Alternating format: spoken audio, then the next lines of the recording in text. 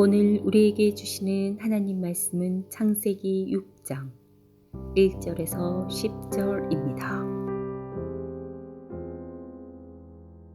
사람이 땅 위에 번성하기 시작할 때에 그들에게서 딸들이 나니 하나님의 아들들이 사람의 딸들의 아름다움을 보고 자기들이 좋아하는 모든 여자를 아내로 삼는지라. 여호와께서 이르시되 나의 영이 영원히 사람과 함께하지 아니하리니 이는 그들이 육신이 됨이라. 그러나 그들의 날은 120년이 되리라 하시니라. 당시에 땅에는 네피림이 있었고 그 후에도 하나님의 아들들이 사람의 딸들에게로 들어와 자식을 낳았으니 그들은 용사라 고대의 명성이 있는 사람들이었더라. 여호와께서 사람의 죄악이 세상에 가득함과 그의 마음으로 생각하는 모든 계획이 항상 악할 뿐임을 보시고 땅 위에 사람 지으셨음을 한탄하사 마음에 근심하시고 이르시되 내가 창조한 사람을 내가 지면에서 쓸어버리되 사람으로부터 가축과 기는 것과 공중의 새까지 그리하리니 이는 내가 그것들을 지었음을 한탄함이니라 하시니라. 그러나 노아는 여호와께 은혜를 입었더라. 이것이 노아의 족본이라. 노아는 의인이요 당대의 완전한 자라. 그는 하나님과 동행하였으며 세 아들을 낳았으니 셈과 함과 야벳이라.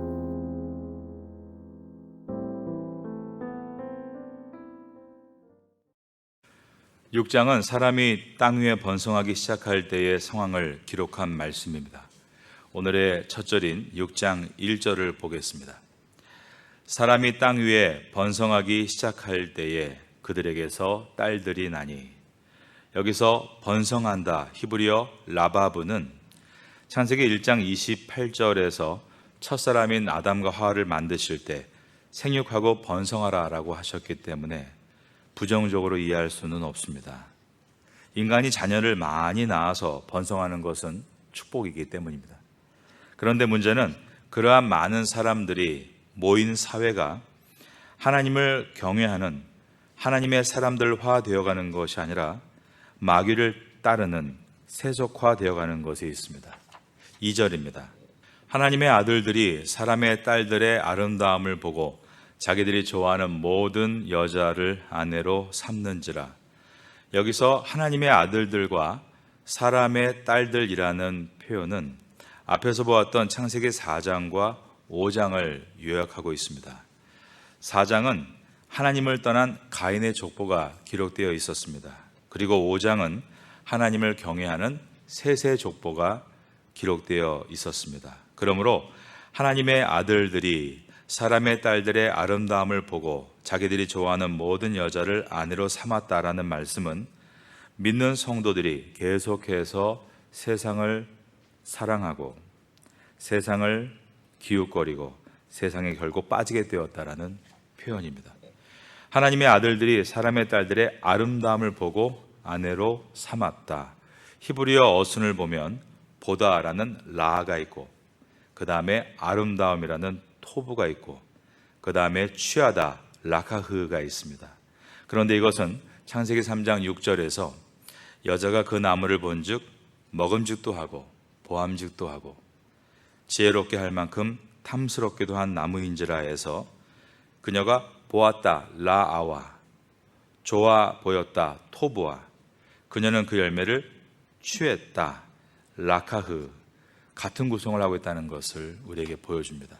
이처럼 3장에 처음으로 등장하는 죄가 이제 6장에서 하나님의 아들들에게 완전히 만연해 있다는 것을 보여주고 있는 것입니다. 창세기는 죄가 확산되는 것을 우리에게 설명하고 있습니다. 창세기는 3장에서 6장을 통해 죄의 영향력이 최초의 인간으로부터 가인의 살인으로 확장되고 이제는 살인을 해도 괴로워하지 않고 자랑하는 라멕으로 이어지다가 결국은 하나님의 아들들 모두가 그것을 즐겨하는 것으로 확산되고 있는 것을 보여주고 있는 것입니다. 그러므로 하나님의 심판도 처음에 아담과 하와가 죄를 지었을 때는 죽게 될 것이다 라는 선언이었는데 이제는 그 연수를 120년으로 제한하시면서 점점 그 심판의 강도를 강화시키시는 것을 보게 됩니다. 3절입니다. 여호와께서 이르시되 나의 영이 영원히 사람과 함께 하지 아니하리니 이는 그들이 육신이 됨이라. 그러나 그들의 날은 120년이 되리라 하시니라. 여기서 영이란 루아흐로서 바람, 생기, 호흡이란 뜻입니다. 성령을 가리키기도 합니다.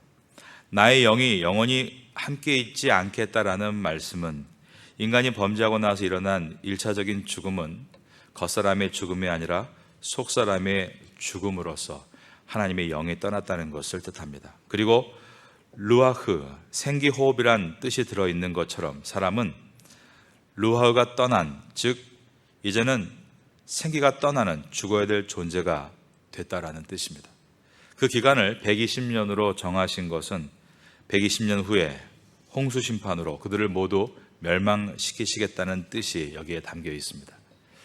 4절은 네피림에 대해서 말씀합니다. 4절은 저와 같이 읽겠습니다.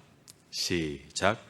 당시에 땅에는 네피림이 있었고 그 후에도 하나님의 아들들이 사람의 딸들에게로 들어와 자식을 낳았으니 그들은 용사라 고대의 명성이 있는 사람들이었더라.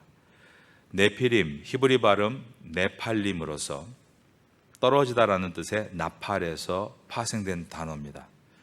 이들은 거대한 신체를 가지고 있었고 폭군들과 침략자들이었습니다.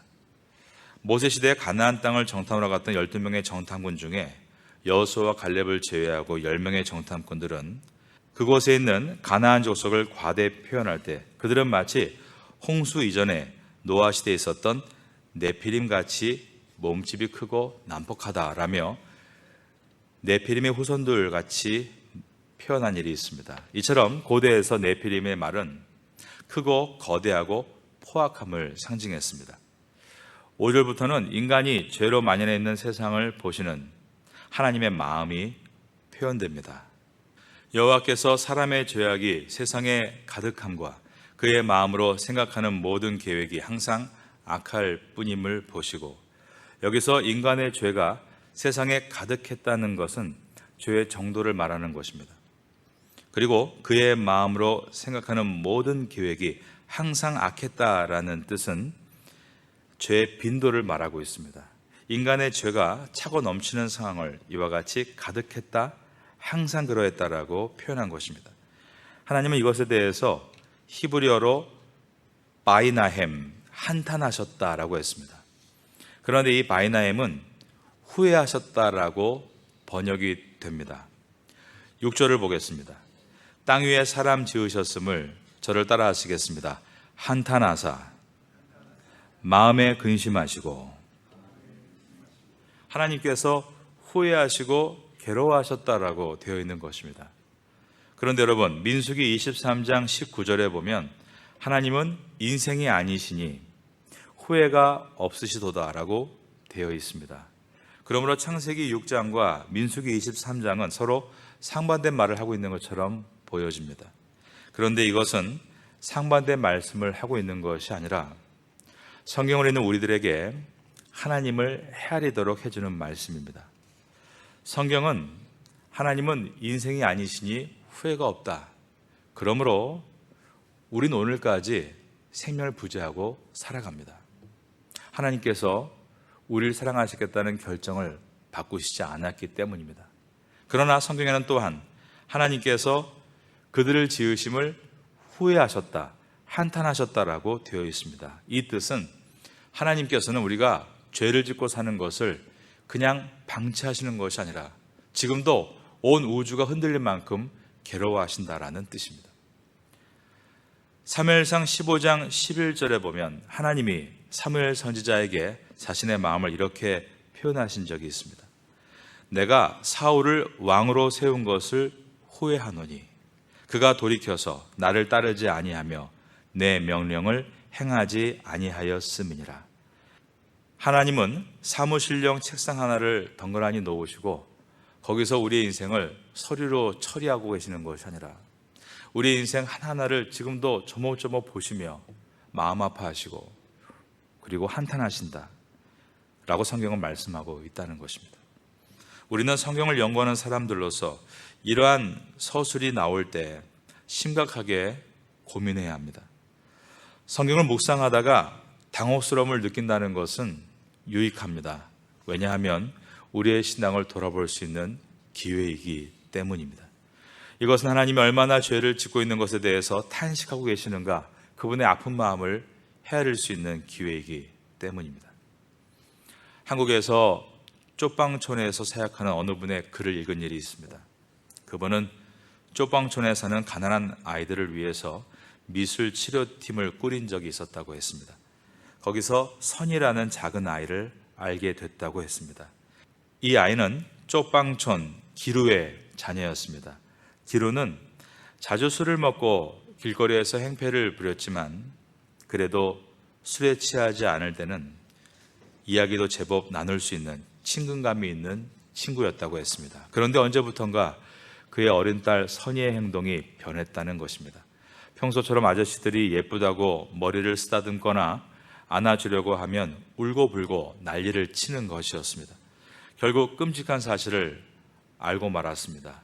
당시 선이는 겨우 5살이었는데 그렇게 아무것도 모르는 어린아이를 두려움과 절망의 삶으로 몰아넣은 사람이 바로 선이 아빠 기루였던 것입니다. 아내가 가출하고 나서 그 미친놈이 자기 딸 아이를 지속적으로 성폭행을 한 것이었습니다. 그는 그래서 이렇게 말합니다. 하나님, 어떻게 인간이 이럴 수 있습니까? 나는 용서가 도저히 되지 않습니다. 오늘 창세기 6장에서 하나님이 인간을 창조하신 것을 후회하시며 한탄하셨다는 내용은 그저 하나님의 사랑이 얼마나 컸으면 그렇게 그들의 죄를 미워하셨을까 정도가 아닙니다.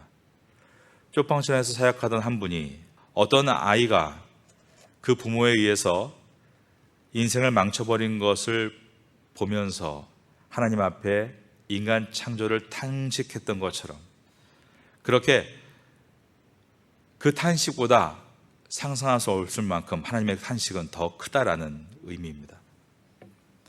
우린 흔히 사람은 가난하면 착하고 부자면 나쁘다라고 생각합니다.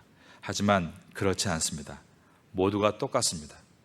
가난한 사람들은 그들 나름대로의 세계 속에서 악하고 죄 가운데 빠져 허덕이고 있고, 부자는 또 부자의 방식대로 죄에 빠져서 허덕이고 있습니다. 그러므로 오늘 본문은 죄의 처참함과 하나님의 탄식을 우리에게 보여주는 말씀입니다.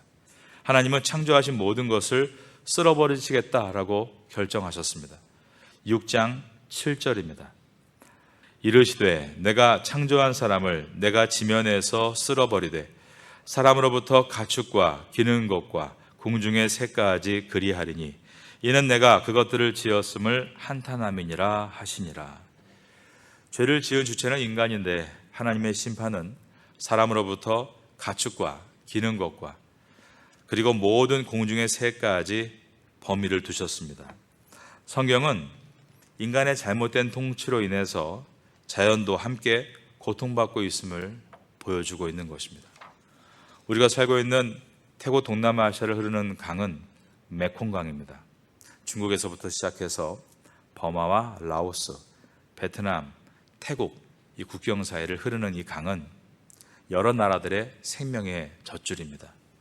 그런데 이 강물이 점점 지금 마르고 있습니다. 그 이유가 지구온난화와 같은 이상기후 때문이다. 그러나 그것이 첫 번째 원인은 아니라고 합니다. 자기 것으로 권력화하기 위해서 상류에서부터 댐을 만들기 때문입니다. 맨 위에서 댐을 만들고 아래 나라의 사람들이 사정하면 수문을 열어주면서 마치 자기들이 이 물의 주인인 양, 그리고 아량이 넓은 것처럼 행동을 한다는 것입니다. 그 다음에 있는 나라도 똑같이 댐을 만들고 있고 또 아래에 있는 나라들을 통제하려고 합니다. 하나님께서 창조하신 곡물을 무기화하는 것, 그것을 넘어서서 이제는 물까지 무기화하려는 해도 너무한 인간의 죄악은 정말 그 끝을 알 수 없을 정도입니다. 그런데 이러한 어두운 세상에서 8절에서부터 분위기가 바뀝니다. 자, 8절 말씀 다 같이 읽어볼까요? 시작. 그러나 노아는 여호와께 은혜를 입었더라. 죄가 범람한 세상에서 노아라는 사람이 나타납니다. 여호와께 은혜를 입은 자라고 되어 있습니다. 이 노아는 어릴 때부터 부모에게도 소망을 주었던 자녀입니다. 앞장에 있는 5장 28절과 29절을 보시면 라멕은 182세에 아들을 낳고 이름을 노아라 하여 이르되 여호와께서 땅을 저주하심으로 수고롭게 일하는 우리를 이 아들이 안위하리라 하였더라. 노아는 어떤 사람이었는가 좀 더 구체적으로 보겠습니다. 6장 9절입니다. 이것이 노아의 족본이라. 노아는 의인이요 당대의 완전한 자라. 그는 하나님과 동행하였으며. 의인 히브리어로 이쉬 자디크입니다. 완전한 자 히브리어로 이쉬 타밈입니다. 이 같은 의인, 완전한 자를 인간에게 쓸 때는 아무 흠이 없는 무결점일 때 쓰는 것이 아니라 한 치의 오차도 없는 완성됨을 말할 때 쓰는 것이 아니라 바르게 서려고 성실함을 가지고 있을 때 쓰는 단어입니다. 잠언 28장 18절에 보면 성실하게 행하는 자는 구원을 받을 것이나 굽은 길로 행하는 자는 곧 넘어지리라 라고 말씀했습니다. 9절에서 중요한 문장은 그 아랫부분입니다. 저를 따라 하시겠습니다. 그는 하나님과 동행하였으며. 이것은 에녹을 표현할 때 나왔던 문장이었습니다. 위에 있는 5장 22절에서 에녹은 자녀들을 낳으면서 300년을 하나님과 동행했다라고 한 것입니다. 아이를 낳고 아이를 키우고 육아와 양육의 어려움 가운데도 날마다 하나님과 동행했던 에녹. 그리고 가장 어두운 시대 가운데에도 모두가 하나님을 떠나고 세상에 흠뻑 빠져 있을 때에도 하나님과 동행했던 노아. 바로 이것이 하나님 보시기에 의인의 삶이었다. 완전한 삶이었다라고 성경은 말씀하고 있는 것입니다. 왜냐하면 완전하고 의로우신 하나님과 그가 동행하고 있었기 때문입니다. 이러한 사람은 어두운 시대를 보시며 가슴 아파하시는 하나님의 마음을 위로해 드릴 수 있는 사람입니다. 여러분, 항상 하나님께 위로만 받으려고 하지 마십시오. 여러분도 하나님 앞에서 믿는 자녀답게 사는 모습을 보여주심으로 하나님을 좀 위로해 주시기를 바랍니다. 하나님은 우리 부모님입니다. 여러분의 부모님이 위로가 필요하다면 여러분께서 어떻게 하시겠습니까? 마찬가지로 하늘 아버지도 여러분의 위로가 필요한 것 아니겠습니까? 이러한 하나님과의 인격적인 관계를 생각할 때 우리의 신앙은 더 깊어질 수 있고 성숙해 나갈 수 있는 것입니다. 답답한 하나님의 마음을 마치 여름날의 얼음 냉수와 같이 시원하게 드릴 수 있는 그런 우리가 되면 좋겠습니다. 그러한 성도가 되시기를 예수님의 이름으로 축원합니다.